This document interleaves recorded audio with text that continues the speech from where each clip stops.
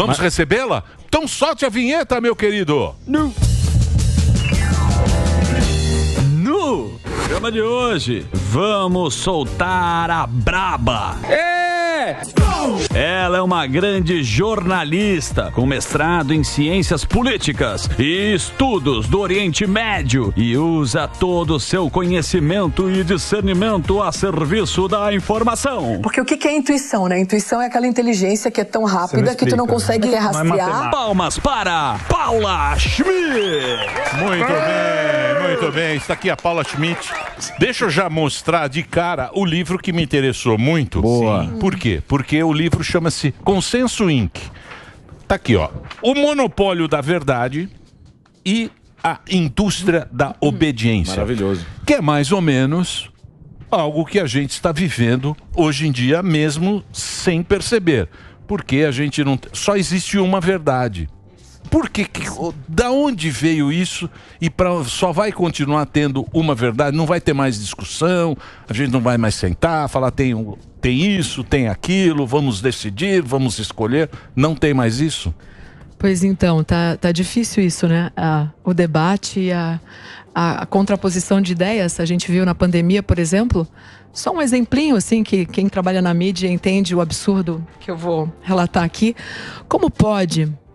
Enquanto está havendo um evento do tamanho de uma pandemia, todas as TVs que supostamente deveriam estar competindo num mercado livre, né? No livre mercado, elas deveriam estar oferecendo posicionamentos diferentes. E aí tu via as mesmas pessoas em todas as TVs. Então era desde Natália Pasternak até o Átila Lamarino ou Yamarino, não sei. Todos serviam para transmitir a mesma mensagem homogênea na TV Cultura, CNN, BBC, Globo News.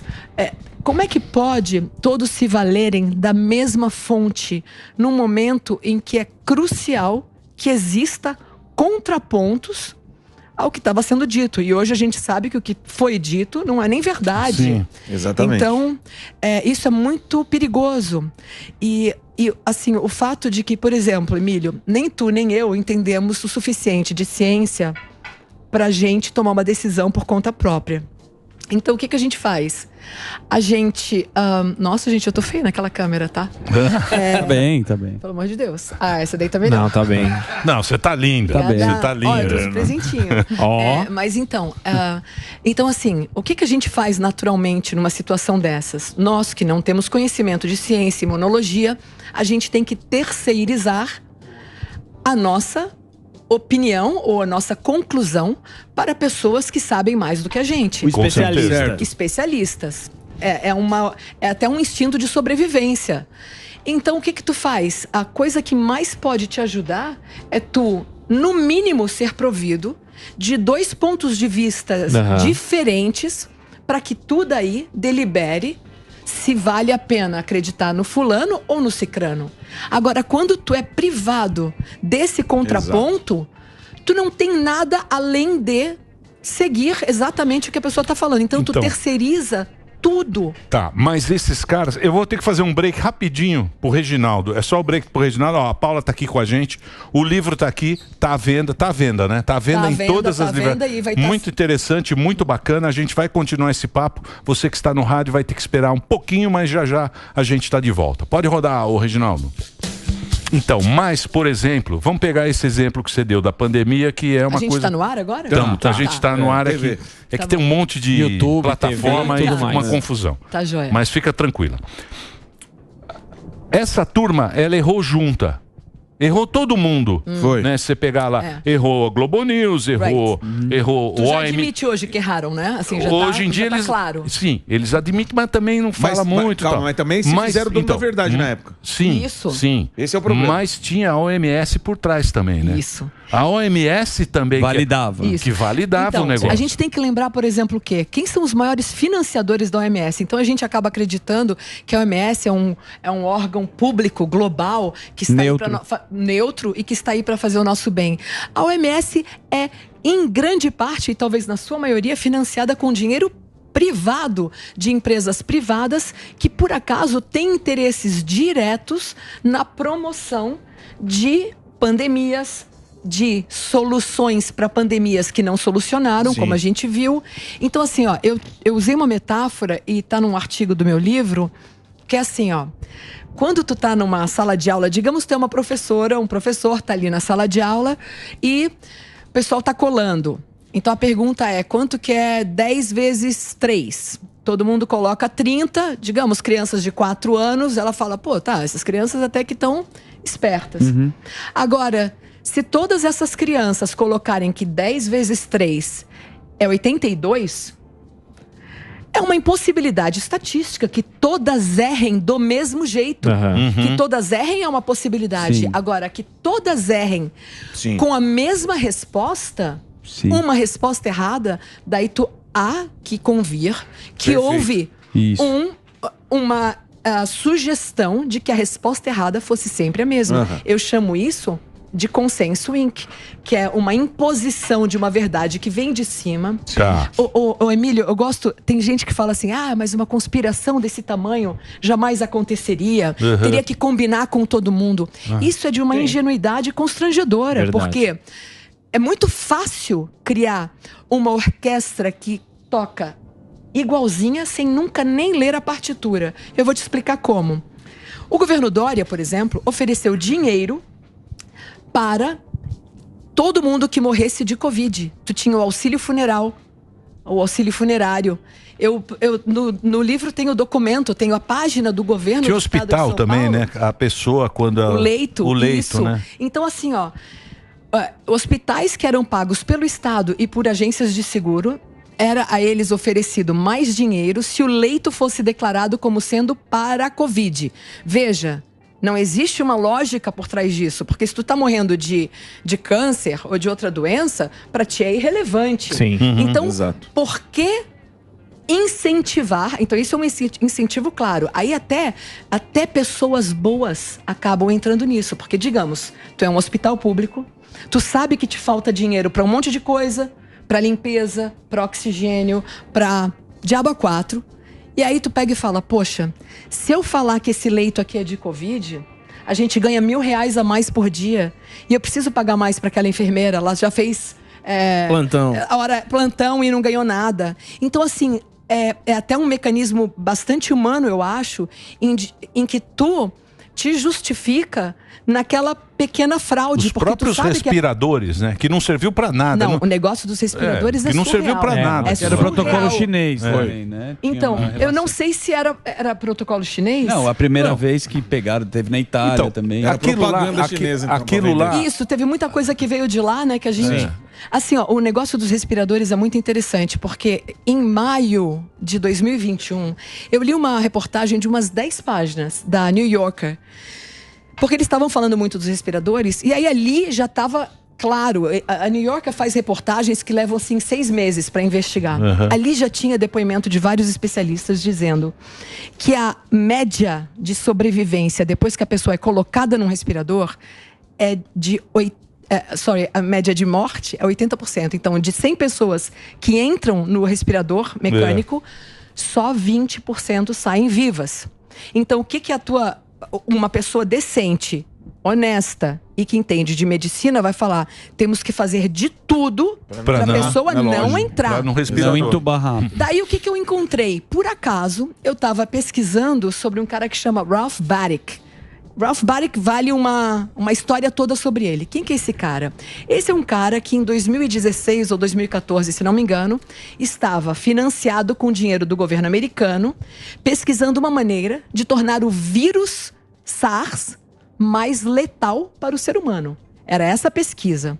Isso chama pesquisa de bioarmas. Eu não sei, às vezes eu não consigo traduzir direito. Sim. Mas qual que é a lógica deles? Eles falam assim, não, nós estamos pesquisando vírus mais perigosos para nos antecipar a inimigos que possam vir a usar... Esse é o papo, né? Uhum. Essa desculpa, né? Se proteger. Então tu vê, o cara acaba criando e colocando na natureza a própria arma que ele diz que vai criar um antídoto para combater. Tá, Ralph Baric estava ali. Sim. Eu fui ler esse estudo na Nature, foi publicado na Nature, e depois a Nature, de repente, põe ali no pé de página olha, depois que já estava no domínio público, ela falou, esquecemos de falar que esse estudo foi financiado pela USAID, os AIDS se fala no Brasil, né? Tem gente no Oriente Médio que brinca que chama os AIDS, porque esses caras fazem coisas do Arco da Velha, eles são um braço da CIA. Mas veja, só para uma partezinho aqui, é inocência dizer que a CIA é a única que está querendo controlar o mundo. Não, a China também tem a sua CIA, a Rússia também tem. E aí, nessa hora que eu vejo que o grande problema não é horizontal entre esses grupos, é vertical. É quem está no topo desses grupos e nós que estamos aqui na base. Isso seria globalismo? Claro, porque é um monopolismo global mesmo. Tanto é, gente, que quem que financiou o estudo em Wuhan, na China, veja bem, em Wuhan, o vírus estava também sendo testado para aumento da viralidade. Exatamente. Então, uma continuação do que eu estava falando agora. Mas quem que financiou? Uma ONG que chama Eco Health Alliance, que estava sendo financiada pelo NIH dos Estados Unidos, o sistema de saúde americano. Ou seja, o pagador de imposto americano estava financiando uma ONG que estava mandando dinheiro para Wuhan, na China. Então, entende como o problema é muito maior do que aquela velha história do China contra os Estados Unidos. Então, mas vamos lá. Vamos lá. Ai, tudo bem. Muito bom. Pesadelo nas pessoas. Muito bom. Não, imagina. Então, mas a gente sabe que o medo manipula a gente. Sim. A pandemia é um clássico que o mundo inteiro viveu. A gente ficou se cagando de medo, usou 70 máscaras, tomou qualquer vacina, fazer qualquer coisa. Eu defendi o uso da máscara ao ar livre. Qualquer coisa a gente fez lá. Mas agora a gente vê, terminou a pandemia, você vê pipocando aí a doença agora que tem das crianças, já apareceu aí na China, pneumonia. Tem o negócio da internet agora, que a internet vai zoar o sol, o calor, as condições climáticas, o clima que vai... Tem um vento, entrou o vento, tá vendo? Vai acabar o mundo. Aí vai lá e fala, tá 2 graus mais quente. Precisamos pensar, nós como seres humanos... Ninguém quer destruir o planeta. Gente, vocês sabem... E o ser humano não tem essa capacidade, né? A gente é tão inferior. Eu vou te falar um negócio que eu aprendi muito tarde na vida, mas que, bom, a idade tem as suas vantagens, porque... Quando a gente é muito novo, né? A gente não tem a linha do tempo suficiente para tu entender o movimento das oscilações. Sim. Então, a questão do tempo é essa. Tu fala assim, nossa, hoje tá tão mais quente que ontem, então a temperatura tá aumentando, né? Mas tu não teve amostragem suficiente para... Agora eu vou contar uma coisa para vocês não vão acreditar. Mas ontem eu vi na televisão falando que nós tivemos o dia mais quente dos últimos 125 mil anos. Tava lá medindo. Caramba. 125 mil anos. Não, mas então te segura. Falou isso na televisão. Eu vi, foi na mas então tu não vai acreditar. Pode dar um Google aí e pesquisa, pessoal, em casa. A temperatura mais alta já registrada na Terra, ou seja, ela tem sido medida, talvez desde da invenção do termômetro. Sim. A temperatura até hoje mais alta já registrada, inclusive de acordo com o registrador oficial de maiores coisas, que é o Guinness Book of Records, né? Foi em 1913. Foi no deserto do... Mas eles continuam medindo lá. Sim, no deserto, Death Valley, né? Isso. Na Califórnia. Na Califórnia. Na Califórnia. Não. Então, eles continuam medindo e não mediram uma temperatura mais alta que aquela em 1913 ou 17, eu não lembro. Acho que é 13. Mas então, assim, a gente cai muito fácil. Eu hoje, por acaso, eu doei minha televisão 2 meses na pandemia. Eu decidi doar minha televisão porque eu vi que estava me fazendo muito mal e que eu estava me emborrecendo muito rápido. Eu tinha aqueles canais ali sei lá, que vem no pacote, né? E... por que eu tava falando isso, meu Deus? Eu tenho que te dar essa cachaça, porque eu já até a gente tá falando... De assistir muito conteúdo e fazer mal absorver. Isso, e de tu tá sendo conduzido, porque é uma coisa, é quase uma espécie de hipnose. É engraçado que a esquerda, eles admitem, ou eles dizem, que a mulher pode ser controlada pelo marido e ser vítima de controle mental e de... sugestionamento e coisa. Como que a televisão não faz isso? Tá. E agora no hotel, eu, por acaso, enquanto eu tava tomando banho ali, liguei a televisão, era a CNN. Eu juro por Deus, eu acho que eu assisti 5 minutos de TV. Tinha uma propaganda da Vale falando que a Vale é boa para o meio ambiente, que a mineração da Vale é boa para acabar com os problemas climáticos. Depois tinha a JBS, uma propaganda da JBS também falando dos coisas climáticas. Daí tinha uma bobinha lá falando que a proteção dos índios é também para proteção, para evitar problemas climáticos. Em 5 minutos foram 5 assuntos diferentes. Todos. Defendendo. Todos. Então, assim, é a moda, né? Paula, mas deixa eu perguntar uma hipnose coletiva. É isso. Assim, aquilo ali vai te martelando de tal maneira que é quase impossível tu conseguir te desvencilhar daquele tipo de... Essa informação que é todo dia. Porque assim, você não quer ser o cara que vai destruir o clima, então você tem que ser legalzão com todo mundo. Aí vai todo mundo, não e vai vendo o que aconteceu do canudo de plástico, do... Nossa. Assim, então, deixa eu perguntar. O livro da Paula tá aqui. Bem perto da praia. Você tem muita bagagem. Você teve... pesada a minha bagagem. Não, então, mas você é jornalista. Sou jornalista. Você trabalhou... Onde é que você trabalhou? Para quem não te conhece. Para quem não me conhece, eu fui a primeira estudante a escrever na página de opinião do Estado de São Paulo, naquela página que tinha o presidente. São Paulo? Eu sou de Santa Catarina. Santa Catarina. Minha família é de Santa Catarina e Minas Gerais. E aí eu escrevi na página de opinião junto com o ministro da Suprema Corte, coisa e tal. Aliás, um dos meus artigos, quando eu ainda nem era formada, chamava Ser Profissional ou Ser Humano. E eu vejo esse problema muito hoje, sabe, Emílio? Que tem muita gente, porque às vezes tu ser um ótimo profissional significa tu negar a tua humanidade e o que tu entende como verdade, como um posicionamento honesto, né? Então a gente vê, por exemplo, no jornalismo, seria quanto mais ética. o cara sobe, mais ele precisou se arrastar e se negar como indivíduo e ser humano e conhecedor do que ele conhece. Então ele finge que não sabe, prefere não entender. Então ali o meu questionamento era até um caso, era sobre um exemplo de um advogado do PC Farias, eu acho, que não vem ao caso, mas trabalhei no Estadão, fui colunista de política da Folha, mesmo antes de me formar. Aliás, fui responsável, junto com outras pessoas, mas foi eu que coordenei, o primeiro debate político pela internet. Olá. Que era Erundina, José Serra. Foi uma das coisas mais divertidas que eu já fiz na minha vida. Eu fiquei ali digitando pro Serra. Eu também fiz uma entrevista pro Serra uma vez pro Jornal da Tarde. E ele foi muito gentil e cozinhou um negocinho pra mim lá, porque eu cheguei super atrasada, perdi o voo, tive que ir enfim, uma história longa. Mas eu também fui correspondente do SBT no Oriente Médio, então fiz trabalhos... Morei 8 anos no Líbano, trabalhei no Egito também. Fiz reportagens de Israel, da Palestina. Também morei na Itália, trabalhei com a Rádio France Internacional. Eu era correspondente para o serviço deles, não em francês, que eu não iria conseguir, mas em português. A Rádio France, eu acho que tem umas 10 línguas ou até mais idiomas que eles... Então, eu fiz isso. Eu cobri a guerra de 2006 em Israel, no Líbano, a guerra Israel e Líbano. Eu estava em Beirute, aliás, até metade da guerra não tinha nenhum jornalista brasileiro cobrindo lá, só quem já estava lá, que era o Munir Safatli, se não me engano. E fiz meu mestrado também em estudos do Oriente Médio, lá em Beirute, na Universidade Americana de Beirute, que na verdade é sediada em Nova York. Então, assim, o meu diploma é de lá. Mas agora eu estava tentando processar, eu vou processar um jornal, um panfletinho aí, financiado com dinheiro público.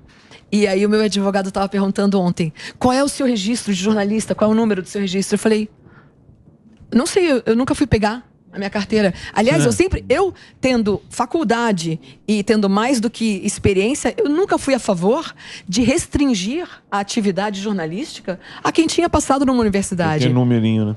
Até pelo seguinte, a coisa mais valiosa para um jornalista, tu não aprende na universidade, que é ética e moral e decência de falar o que tu considera a verdade.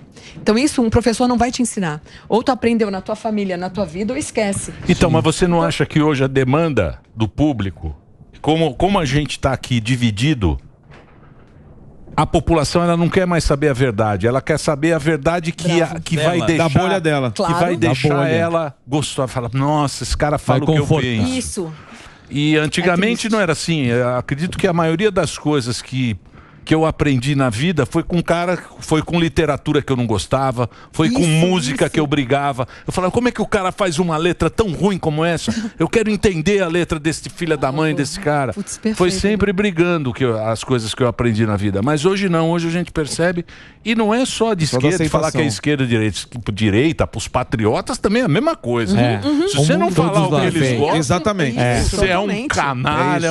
São torcidas, né? Sim, exatamente. Então, mas para onde vai tudo isso? Para onde vai? Porque eu acho que o princípio das coisas é você tentar descobrir a verdade o mais próximo que a gente possa ir. Ai, né? que bom ouvir isso, Emílio. Eu fico até assim, me dá um conforto assim no peito, porque eu entendo que a gente queira se confirmar, né? Eu também. Então, assim, tu tem que ter cuidado. Veja o que está acontecendo hoje. Antigamente, quando tu votava, tu ia lá, né? Votava. No máximo, quem sabia em quem que tu votou foi o teu vizinho, a tua mulher e os filhos. Sim. Hoje, tu te manifesta publicamente na internet. Sim. Ou seja, tu tá colocando o teu nome publicamente, tu tá dando a cara pra bater e tá falando, eu confio nesse cara. A partir desse momento, tu passa a ser um associado dessa pessoa. Um sócio no sentido de que esse cara vai ter que acertar, senão vai ficar feio pra mim. E aí, quando ele erra, é uma reação humana de tu falar, não, ele não errou. Não foi erro. Porque você confiou nele. Assim. Claro, tu botou o teu, tu falou pras pessoas, vota nele, eu tô aqui, botei a bandeirinha dele, não é a evolução de da indústria da obediência? Mas, bravo, é isso mesmo, porque daí, olha só, tu tá criando torcidas que estão se comprometendo de tal forma com o que elas falaram, que isso as impede de rever o que elas falaram e de falar eu estava errada. Então, por exemplo, eu queria botar no meu livro, tive até esse debate rapidinho com o meu editor, porque eu queria botar o artigo em que eu defendi, eu morro de vergonha disso, eu defendi o uso de máscaras ao ar livre. Então não é que eu defendi dentro de ambientes fechados. Quando eu estava assistindo, por isso que eu falei que eu doei minha televisão, quando eu estava assistindo televisão todo dia, e eu vi aqueles vídeos do cuspe, lembra? Sim, eu lembro. Aí eu falei, nossa, eu sei quantos metros o cuspe vai. Fazer teste com a máscara, né? Eu sei, porque ele falou, né? Ele mediu e coisa e tal. E aí, então, tu te vê refém de uma repetição. É muito louco. E acontece isso com cachorros. E acontece também com seres humanos. Então eu acho que isso é que está deixando o mundo mais perigoso agora, no sentido de a gente tem que... Posso falar um exemplo da Janaína Pascoal, que eu adoro? Lógico. Porque foi uma das coisas mais lindas que me aconteceram durante a pandemia. A Janaína, junto com outros deputados, se não me engano, um Randolph aí, que eu não queria nem colocá-lo no contexto com a Janaína, porque eu tenho muito respeito por ela, mas a Janaína escreveu um artigo, ou se manifestou na internet, dizendo que talvez fosse melhor a gente não esperar uma decisão da Anvisa sobre a vacina. Então, em vez de esperar a Anvisa decidir se a vacina era ou não boa, a gente devia seguir a decisão dos Estados Unidos, da FDA americana. Eu fiquei chocada com aquilo. Primeiro porque aí tu tá terceirizando para interesses de um outro país e coisa e tal.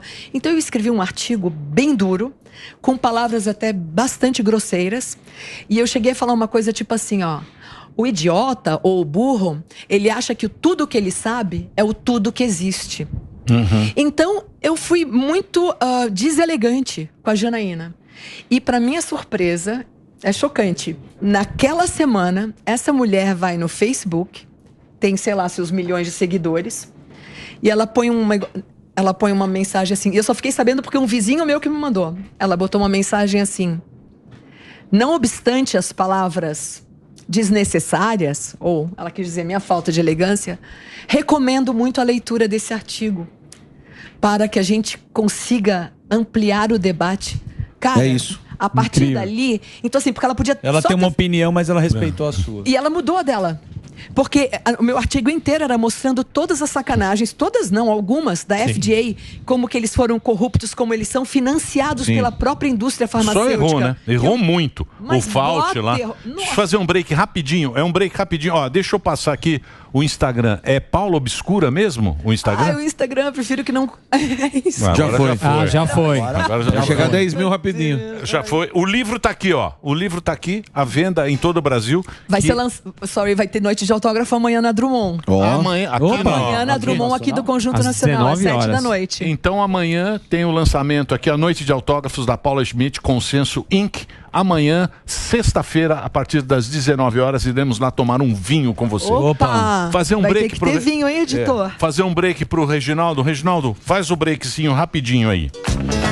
Muito bem. Eu queria saber como que faz para fugir disso daí, né? Porque o Emílio deu o exemplo, né, de que cada um gosta de ouvir o que lhe agrada, né? Isso. Como fazer para fugir disso daí? Falta o quê para, sei lá, seja o jornal, revista, seja emissoras de TV, falta ampliar para os dois lados? Isso, é exatamente isso. Eu acho que o que falta já que eu, como não tenho conhecimento de ciência, preciso terceirizá-lo a uma pessoa, eu acho que a melhor coisa que redes de comunicação podem fazer é apresentar o melhor argumento contra e o melhor argumento a favor. Pensa bem, desde os primórdios, né? Como é que um juiz decide onde está a verdade?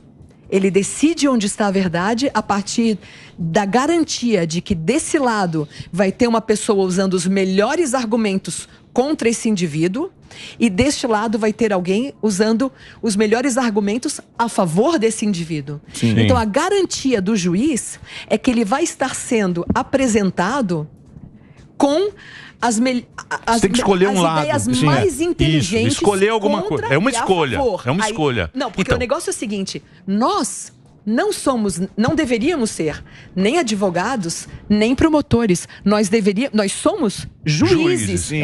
Quando tu escolhe se vai tomar ou não uma vacina, tu é o juiz da tua escolha, da tua vida. E tu deveria, então, ter o melhor promotor acusando aquele produto e o melhor advogado defendendo. A gente não teve isso. Não teve. Fomos privados disso. E quando mas teve, foi urgência. quiseram calar o ali, defensor ou quem... Mas ali tinha urgência. Então, mas... Você tinha urgência. Então, mas assim, a gente viu com o Dr. Zeballos o que fizeram com o cara. Nossa, com e todos. hoje, mas com todos. Paulo Zanotto, Zeballos, Francisco Cardoso, uma galera. Ricardo Zimmermann, Flávio Cavalcante. Se você vai contra o que a turminha aí, o cara era execrado. Mas ali surgiu... O que surgiu ali? O consórcio. Sim.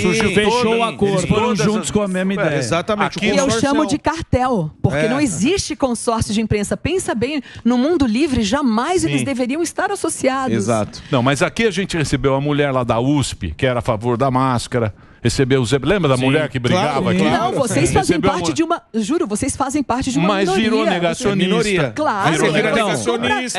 Sim. Mas bateram a gente até agora. Sim, eu sei. Apanha e hoje, que nem, pra mim, isso que nem cachorro. Honor, sabe? É uma medalha. Eu uso como medalha. É exatamente isso que eu ia perguntar pra Paula. Como é que surge... Porque assim, eu falo assim, não, beleza, a gente vai passar essa pauta aqui.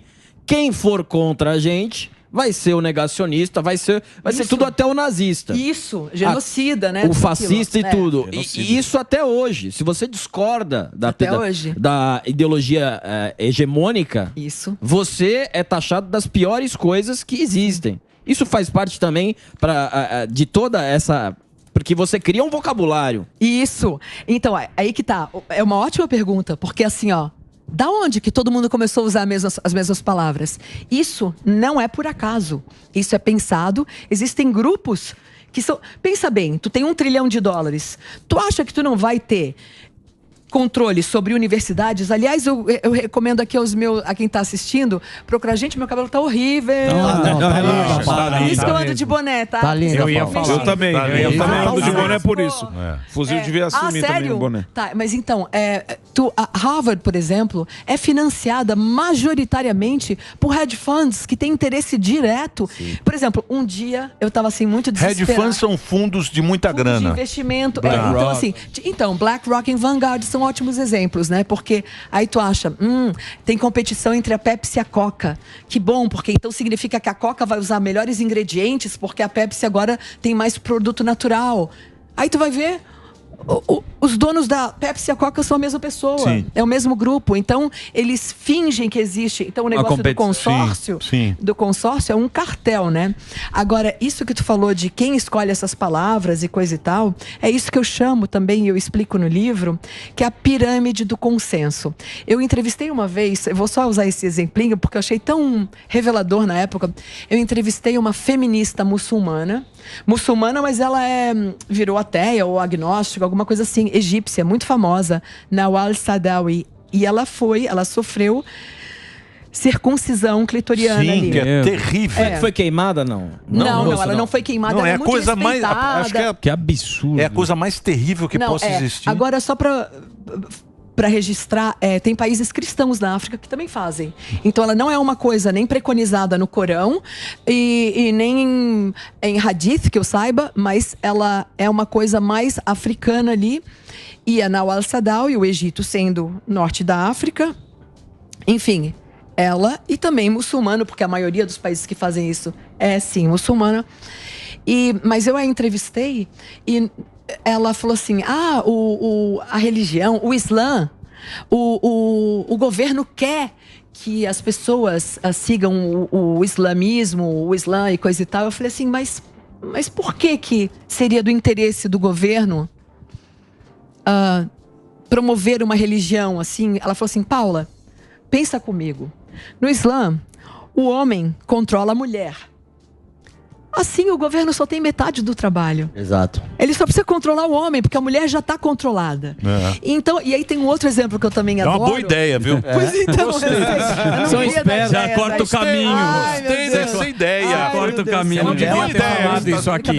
Você não devia ter falado. Eu não devia ter falado. Ideia pronta. Mas olha só, tem um negócio do filme de A Guerra da Algéria.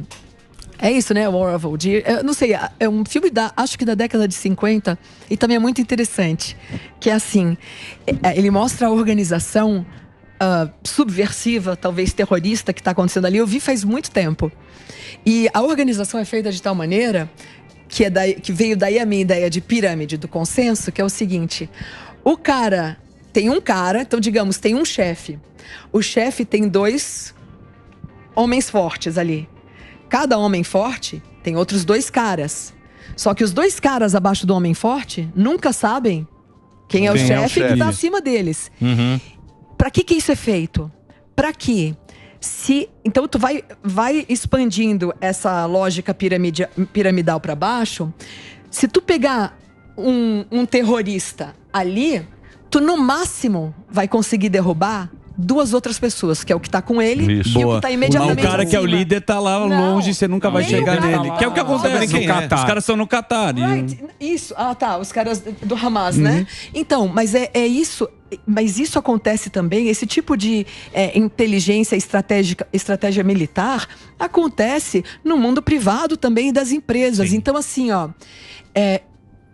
tem muita gente... eu acho assim que a maioria das pessoas que errou na pandemia erraram com boa intenção. Sim.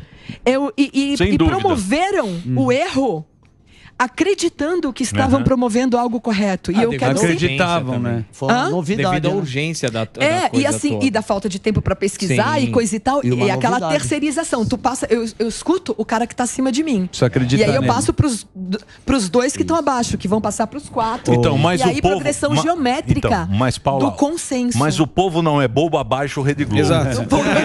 Porque o povo, o gigante acordou. Mas estão acordando mesmo. E então, por isso que e por isso que a única coisa que vai manter esses grandes monopólios é a censura. Exato. Não tem outra arma para eles. Enquanto eles... Porque a gente tá descobrindo coisas... Gente, eu descobri outro dia, eu me considero razoavelmente bem informada. Eu li tantos livros, eu já fiz mestrado, eu falo algumas línguas.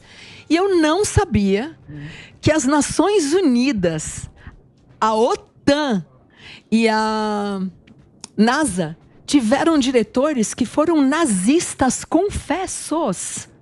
Sim. Nazistas. Então o bloqueio assim, da internet vai chegar muito em breve, porque essas informações vão começar a chegar, vai chegar. Mas vai vir com o nome breve. bonito. Não, então escuta só, tu sabe o que eu fiz? Eu mandei, eu tava falando com uma amiga minha do Iêmen, e o pai dela é um embaixador não, um diplomata da ONU. E eu falei isso dos nazistas e ela não acreditou. Impossível, jamais eles iriam colocar nazistas. É um nazista, confesso, austríaco, que ficou 12 anos na ONU, secretário-geral. A NASA, pô, a NASA toma todo. OTAN, gente, OTAN, que é a organização militar. Aí ela duvidou e eu falei, Sara, sabe o que é mais incrível? É que eu descobri isso num meme. Eu não descobri isso num jornal, numa enciclopédia. Eu vi num meme e eu fiquei tão chocada. E eu dou link para esse meme no meu artigo no Poder, porque eu quero também ter a honestidade de mostrar que as fontes mais desrespeitáveis na pandemia foram a minha salvação. Exato. Confiáveis. Tu sabe quem que descobriu, que tá discutindo a origem do vírus desde o começo? Eram caras todos anônimos, com um símbolo de ratinho. Fizeram um grupo que se chamava Drastic. A maioria ali tu via que era biólogo, biogeneticista, imunologista, cara gênio que vê código genético e consegue... que ali tá errado. Esses caras foram banidos, eles tinham que criar contas novas toda hora no Twitter. E aí eu comecei a ler aquilo e compilar as informações, fazer print, mostrar pra cientista que eu confiava, e os caras falavam... Isso tudo na internet. O mais louco que eu vejo no seu trabalho, assim, que tem uma coisa ideológica, obviamente, dos donos das plataformas. Você pegar o Zuckerberg, quando ele foi dar entrevista pro Joe Rogan, ele tem coisa com o FBI, não é isso? Isso, ele então admite é meio que ele maluco. ele obedeceu a censura do FBI. Sim, agora essa questão da censura, então é por isso que você acredita que vai criando esses inimigos, que nem os negacionistas, né? Mesmo estando certo, vai criando os negacionistas para a censura vir com um nome bonito. De Bravo. Tipo, é justamente isso que está se criando? Não, e tu vê, porque é muito mais fácil, né? Com os homens de Pavlov, que é muito mais fácil tu desmerecer o mensageiro do que a mensagem. Porque quando a mensagem é verdade, a única coisa que te sobra é falar, esse cara estuprou uma criança. Ad hominem. Ou então tu desmerece quem está enviando a mensagem para que a mensagem passe a ser secundária. Exatamente. E aí, e por isso também que eu faço questão, mas eu tenho que me esforçar mais, que eu quero também usar fontes nos meus artigos e nas minhas ideias de pessoas que eu abomino. Porque o que me interessa são ideias, não são pessoas mesmo. Eu acho que a gente tem que... Por exemplo, enfim, não quero entrar nesse assunto agora, mas eu acho que a gente precisa apoiar ideias, porque ideias são perenes. Os homens não. Os homens mudam de interesses. Exatamente. Entendeu? Então eles são mais passíveis de manipulação. A ideia não. A ideia, ela existe em si própria. Boa. Muito Paula, eu queria agradecer muito. Pera, eu tenho só um pouquinho. Desculpa. Eu tenho uma cachaçinha pra dar pra ti. E não é nem jabá, porque ela não tá à venda. É a cachaça do Oncinha. E eu quase não consegui entrar no avião com ela, porque tá dizendo que tem 99,9% de álcool. Isso é muito bom. Isso é muito bom. Ela é oferecida em barril de carvalho francês. Você o cara sabe é top, que ele só faz por amor. Você sabe que na minha boa época eu tomava Zulu. Zulu limão. Eu tomei. Ele batia um bombonzinho junto. Paulo Zulu com homo. E eu queria dar um beijo também só pra Jaque e pro Ferrone, os melhores churrasqueiros do sul do Brasil. Ô, Paula, pô, obrigado. Espero que você volte aqui. Obrigada, pessoal. Foi um papo muito bom. Obrigada. A gente precisa conversar também sobre esse negócio da guerra, dessa guerra da informação. Ai, que bom que escapei dessa. Vamos agora aqui, ó, só mostrar aqui para todo mundo. O livro já está à venda. Tá aqui, ó, é o Consenso Inc. Tá à venda aí pelas plataformas. Você pode procurar ou por Paula Schmidt ou pelo título do livro. Você já compra direto. E a noite de autógrafos vai ser amanhã, sexta-feira, aqui na livraria, aqui no Conjunto Nacional. Boa. Na livraria do Bombom. Tem o dono, o dono é muito simpático, o dono dessa livraria. Muito gente fina. E último beijo pro Henrique Soldani, que me ajudou a vir aqui. É uma pessoa muito querida, adoro, e que é uma fonte excelente, porque ele vai caçando as coisas que a imprensa falou anteontem e que é o contrário do que estão falando hoje. E daí tu vê como as ideias são compradas em geral, né? Legal. Obrigado aí, a Paula conversou com a gente. O Twitter dela é Schmidt é Schmidt com 2 T's, Paula. Entra lá no Twitter e o Instagram Paula Obscura, que ela não quer divulgar, mas a gente tá divulgando aqui, que é o Paula Obscura. Agora